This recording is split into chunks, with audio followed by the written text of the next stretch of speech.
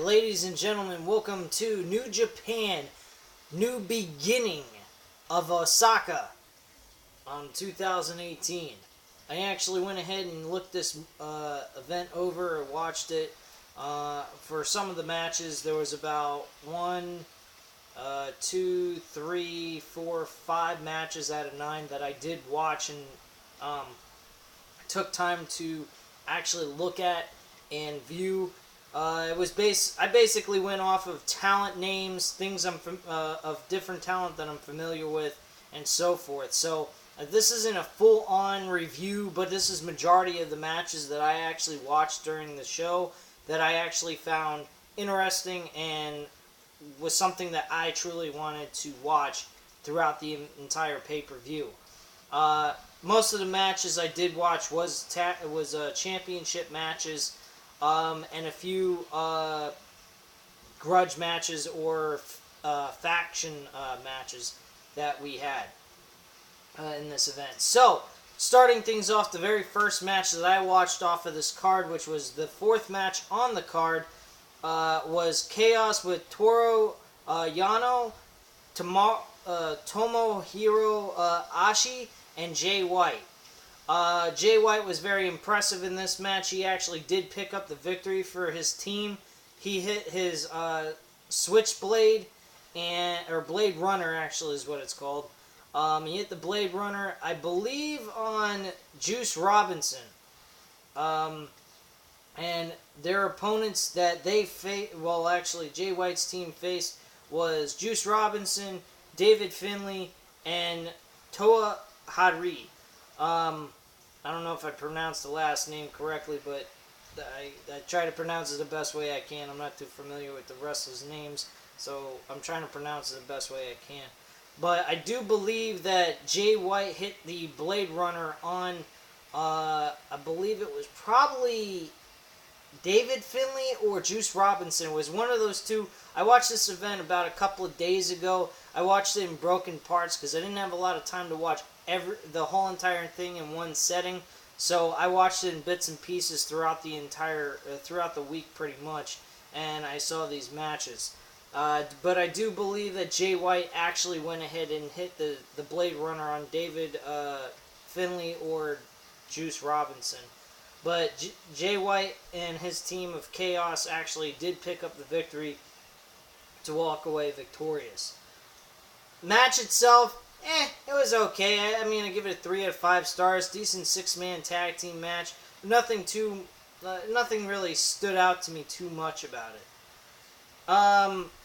The next match on the card, which was the 6th match in the pay-per-view, or the event, I should say. I don't know if these even are considered pay-per-views or events. But Tatsu Naito versus Yoshihashi. This was a very good grudge match. A very good grudge match, actually. Noto actually did pick up the victory in this match, but these men went back and forth. It was kind of slow at first, but as time went on, it got really good, and it was very enjoyable. So, I mean, with that being the case, I mean, I'll give it a 3.5 out of 5 stars. It was definitely a decent match overall. It went over 15 minutes, and I'll tell you what, it was one of the good matches on this pay-per-view. So definitely you want to check out that match if you have the NewJapanWorld.com subscription, and I would definitely recommend it to anybody. Action went back and forth.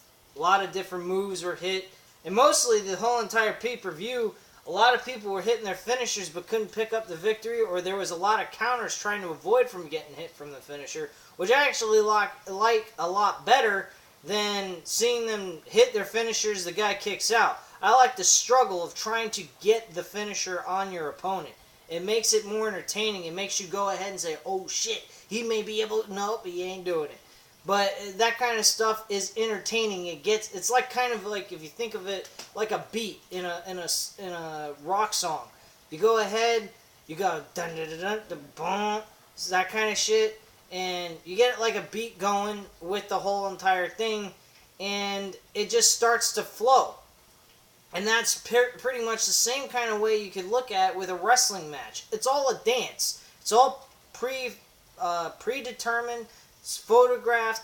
I mean, it is real. They are hitting each other, but they're not hitting each other to hurt each other. They're hitting each other in the sense to make it look sellable as if they're hurting each other. But at the same time, they're trying to put on a show for you to be able to entertain you. But this is competition. This should be looked at as authentic competition, trying to bring out the best in both competitors and put on the best kind of product that you possibly can for your audience. So that's what New Japan does. They are rough with each other. They stiff with each other in the ring. But they don't make their wrestlers work as much as WWE or other wrestling organizations do. They give these guys some time to rest. I mean, like, I saw that they didn't have nothing going on for an entire week until the weekend. They don't really have these guys doing anything until Friday, Saturday, and Sunday. That's where all their events happen. During the middle of the week, nothing really is going on. Sometimes they do have an event here and there, but they don't use their entire roster to put on a show and put them to work. So they got time to relax. They got time to recuperate. But yet they take that time to work in the United States, like New Japan, or not New Japan, like ROH. They also will try to work in other independent wrestling companies, and they'll try to build up their own money if they're not making enough, or they're not satisfied with the amount of money that they're getting from New Japan. So that's pretty much what they do, and as well as the same thing goes on here at the United States. Wrestlers that don't want to compete across the world in New Japan on a consistent basis. So that's pretty much their whole deal. The next match after that I watched was the IWGP Junior Heavyweight Championship match. My God, what an outstanding, and I mean a fucking outstanding match from beginning to end. There was no hold up on this match. There was no way this match was a failure. This match was 100% adrenaline. This was a fucking awesome match. There was nothing bad about this match. Not a moment in this match was it slow, boring, or dull to watch. The crowd was into it. I had a couple of times I thought there was pinfalls that were going to be made, and there was going to be a victory made, but there wasn't. And this match went on for 20 straight minutes of non-stop good action between Will Ospreay and Hiromu Takanashi. I was fucking highly entertained by this. The Japanese wrestler that Will Ospreay faced was fucking outstanding. He was like the Japanese version of John Morrison for Cruiserweight Wrestling. This guy was fucking awesome, and they both put on a hell of a show, and I wouldn't mind at all seeing these guys compete again in a one-on-one match for the IWGP Junior Heavyweight title. This should have been the fucking main event, in my personal opinion. There was nothing bad about this, and I'll tell you what, if you got New Japan Wrestling streaming service, you gotta check this match out. You will be fucking highly entertained. This match was as good as the Fatal 4-Way they had back in Wrestling Kingdom in January 4th. This was, it was really an awesome and entertaining match. I highly recommend it to you. Alright, the next match after that was the Never Open Weight Championship match between Haruko Goto and Evil. This guy's a Japanese version of The Undertaker with Sonata, who's his tag team partner, who later on during the show gets a shot at the IWGP Heavyweight Championship. Evil and Sonata, in comparison to their championship matches that they had for their single title matches, in comparison to the two of them, with them being tag team champions in IWGP, or in New Japan Wrestling as IWGP tag team champions, I actually think that Sonata is the better individual than Evil. Evil's more of a slow, dull. This match was really bad. Hiroko Goto versus Evil. I was not entertained by this. It was very slow for a 20-minute match. It dragged on, and it went on for way too long than it needed to be. I give it a 2 out of 5 stars. I was not at all interested in this, but I sat through it. It was a championship match. I'll give you guys at least a championship match review. Other thing is, I really should get myself familiar with other performers in New Japan Wrestling besides the American wrestlers and British. But, I mean, honestly, this match was a complete dull and boring match. Now, Goto's opponent that he faced back in Wrestling Kingdom in January, that was a good match that he had because the opponent that he was facing was actually a lot better than this guy Evil, which I don't know what the fuck he calls himself Evil. It's so stupid and lame name for a performer, but whatever. Again, like I said, this match is 2 out of 5 stars. I'm not going to even get too far into this match. Really, there's not a whole lot to talk about. So, honestly, who fucking cares? Okada defended the IWGP Heavyweight Championship match against Sonata, as I already stated. Sonata performed outstanding. One reason, there was one spot in the match that I do remember watching yesterday, was he went ahead and he threw Okada out of the ring, drop kicked him, I think, out of the ring, knocked him out, and then he went ahead, ran across hit the ropes, ran across the ring, and did a flip like Sami Zayn. And this guy, I would probably think he is about 6 foot something. I mean, I think he's like 6'3" to 6'5". He's a pretty tall man, and he's doing shit that fucking cruiserweights are doing.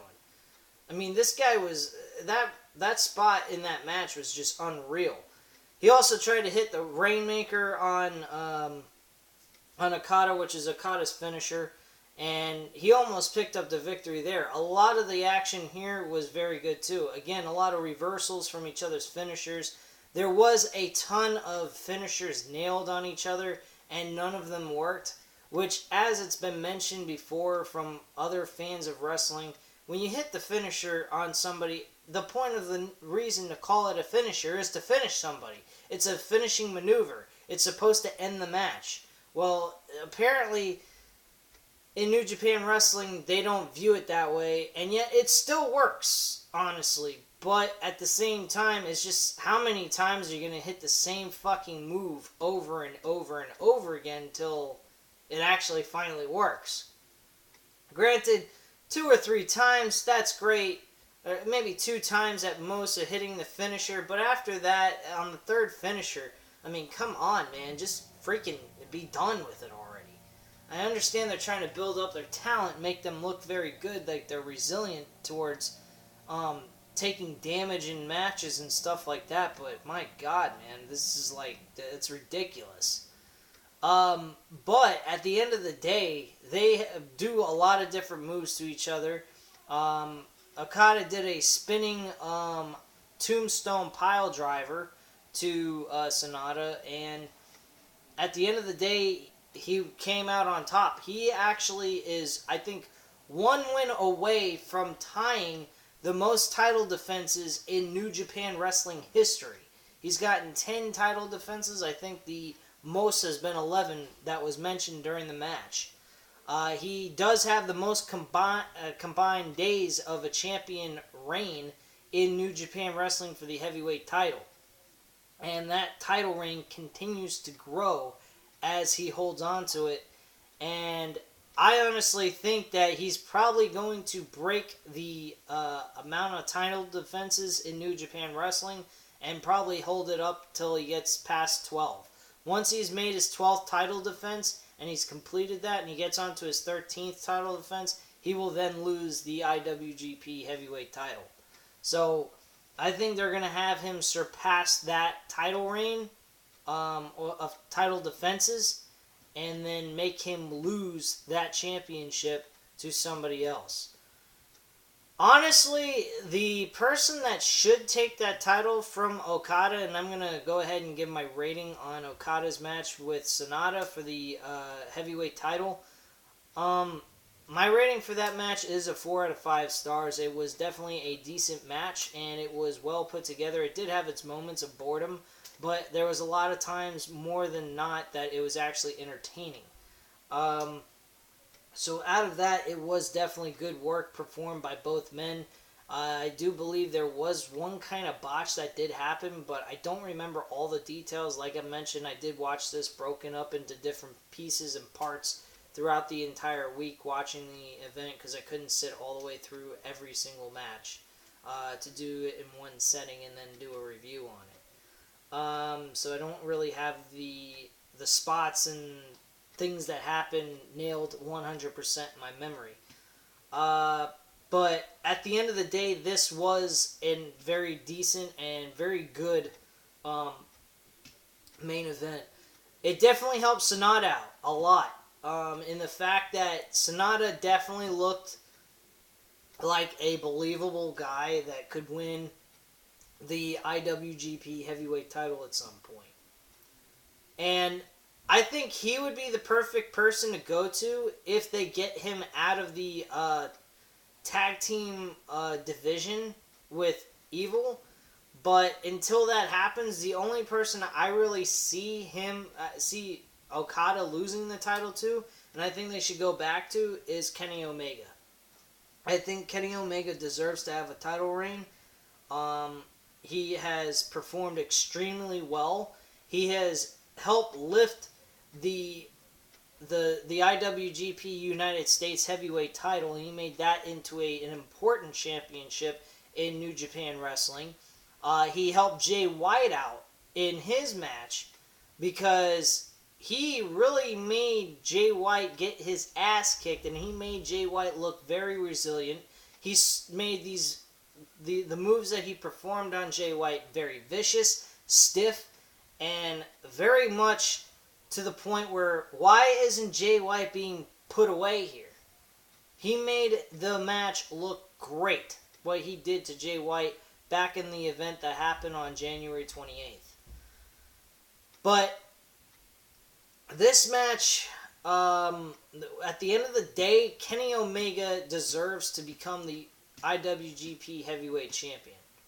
He needs to be a champion at least once as a World Heavyweight Champion, not a United States, Intercontinental, or what have you. He needs to be the IWGP Heavyweight Champion because he is one of the best performers in the company today.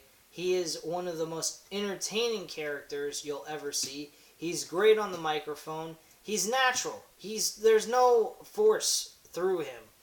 And I honestly think, in my personal opinion, that Kenny Omega is the greatest performer today, not in history, but in today's modern day wrestling. He is the epitome of a great performer.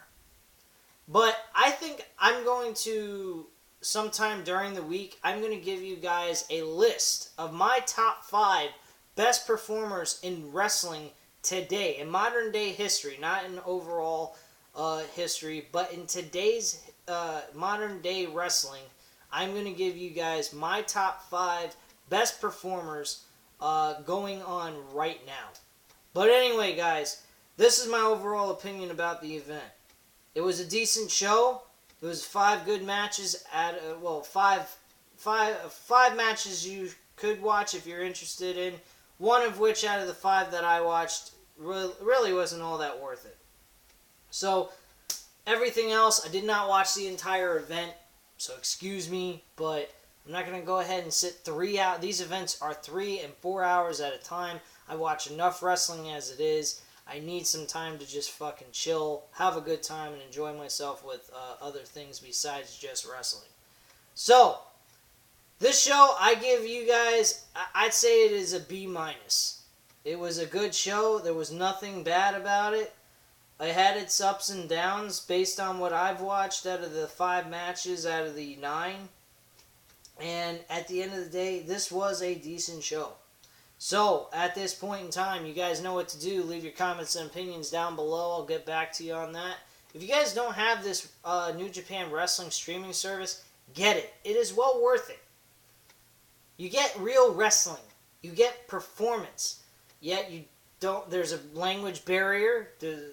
Language between us from the United States and the people in New Japan are different, of course. But if you just want to see pure good wrestling, you want to be entertained, you want to be wowed, you want to get what you don't get in WWE anymore, this is the place to go to. It is New Japan Wrestling. ROH, you want full-on storyline understanding because they speak the same language as us. They're pretty decent too. They give you decent action, so there's not much to complain about there with them. But at the end of the day, guys, this is a very good streaming service that I would recommend to anyone to go check out. But at this time, as I mentioned, leave your comments and opinions down below. Hit the like button if you liked the video, and hit the subscribe button if you're not already subscribed to the channel. And I thank you guys very, very much for watching. Have a great night, guys.